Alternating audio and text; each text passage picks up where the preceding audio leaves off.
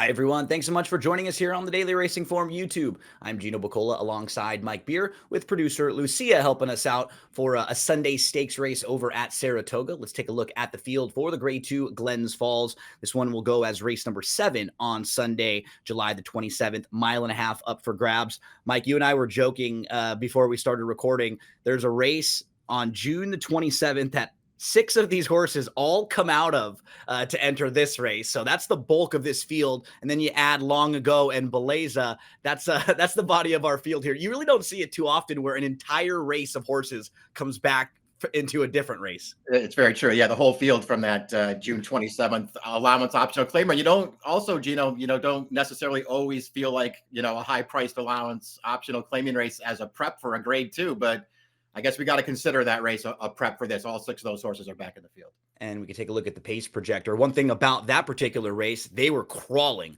up front early on. No show, Sammy Joe basically got the lead by default. I think there are 2 horses that might be quicker in the race now than maybe anybody in that field. Like Long Ago, it's naturally pretty quick. Beleza has that tactical speed where they want to sit close. I think those 2 will probably get pretty good trips in here, Mike, as kind of the new faces. Yeah, I feel the same way about it. I don't think you'll see No Show Sammy Joe go to the lead again, but we'll see how they decide to play it. That we'll talk more about the pace of that race here in a minute, because I think that's an interesting talking point. But yeah, I can certainly see Long Ago just sort of going forward here. 2 starts back when they stretched her out for her first start with Bill Murray there. I mean, she ran really, really well on the lead. 250,000 up for grabs. Grade 2 Glens Falls. Let's meet the field for this one, starting out with La Mahana. So, yeah, we have this field of 6 that all come back from this race on June the 27th. There's allowance optional claiming. They went 52-2 to the half mile. And almost always, Mike, me as a gambler, want the horses that I bet to be forwardly placed. I'm always going to say I'll take being on the lead. But for No So Sammy Joe, I'm kind of curious because he had never been on the lead. She had never been on the lead before. And when horses like that have a target, sometimes it can be a little bit different than what they're used to. I don't think they'll take those same tactics with Sammy Joe. But as far as with La Mahana, you kind of know what you're going to get from her. She's going to sort of take back. She's going to make one late run. And she is a grade 3 winner. Yeah, she's just a rock solid horse. She's run well just about every single time they've sent her out there. La Mahana has, and she fired a good one in that replay we just watched there through the last 3/16 of a mile or so. She really ran in there to close that race down. When I look at it, Gino, we're gonna move on to No Show Sammy Joe in a minute too. So it applies to these 2 horses. You're right.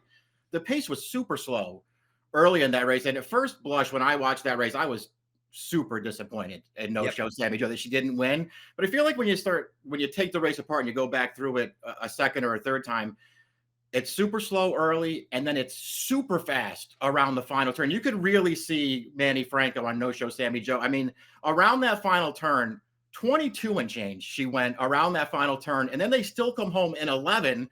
And I just thought it was a really clever ride from Flavien Prat in there, because he just sat with La Mahana when everybody started running around the final turn. He just sat on the rail, he waited, and then once they got into the stretch, he wheeled her out and he let her run. And she really fired in there. Taking nothing away from her, I just don't know if I want her back this time. It felt like some things broke her way last time, I thought.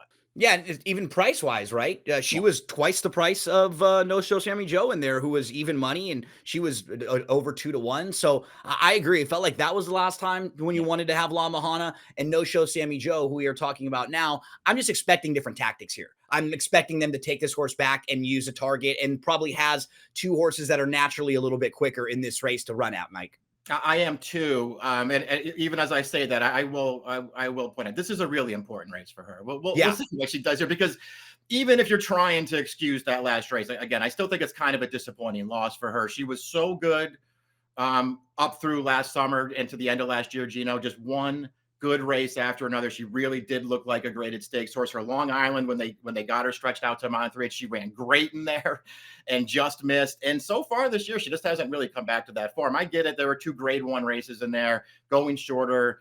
Maybe they just weren't the right spots, but she didn't run well either time. And then kind of an inexcusable loss last time. I mean, I still think she ran better than it looks on paper. Kind of inexcusable. Important race for her here. Completely agree. Like, you just wanted more from her in those races. Even if she didn't win the races, you'd have just liked to see a little bit more Right. from her there. We move on to the 3, Sakaya, who is one of those horses that was in that June 27th race. This will be the second start back for her after a short 3-month break. She's just not in the greatest of form right now either, Mike. You look back her last 4 horses, her last 4 races, I think she's beat a total of 6 or 7 horses in those 4 races put together. Yeah, you wanted to see her run at least better, I think, in her first 2 stateside starts too, if it was going to make it. Like, it's not like she came over in great form. I didn't No, think, Gino, and then nope. first time off the life, all right, she gets wired in the Orchid, but it's not like she did a ton of running in there. They give her Lasix last time in a little class relief. She's really a non-factor again. She's gonna have to improve a lot. Lady Firefoot, the number 4, was actually the horse who finished 6th in that common race of 6 on June the 27th. 2 starts back, though, she was a winner going a mile and 3/8, and she was able to sit a better trip that day. Still probably a little bit below on speed figures and on buyers, some of the top contenders in this group. I think the good news for her is distance is probably okay for her at least, but she just seems like maybe these races are too tough for her. I mean, she won a 50 claimer up here last summer, Yeah. and they've moved her up in class since then. And she's run fine, but she hasn't really been that competitive.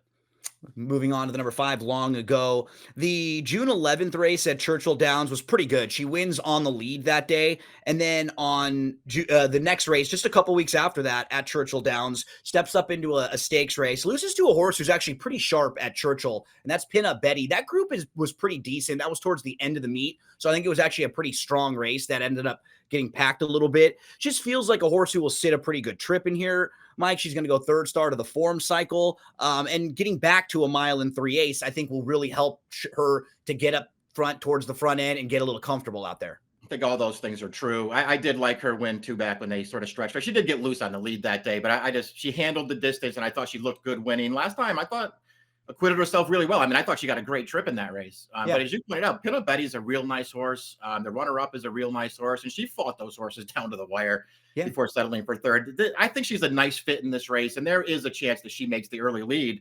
Anytime I see Bill Morey training a horse, I take a second look. That guy knows what he's doing.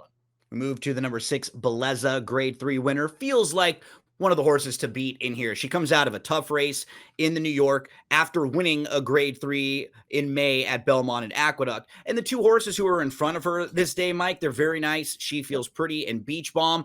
Beach Bomb was the horse on the front end. She Feels Pretty was sitting close, and nobody was making up any ground. It was that really tough yielding turf course that was just you could tell She Feels Pretty isn't really even getting over the ground all that well. She's just winning on class. So I thought this was a good performance from Beleza, and I think there's even better on probably a better turf course for her coming up this weekend if there's a little bit less rain there. I agree with you. I mean, I just think she's probably the horse to beat in here.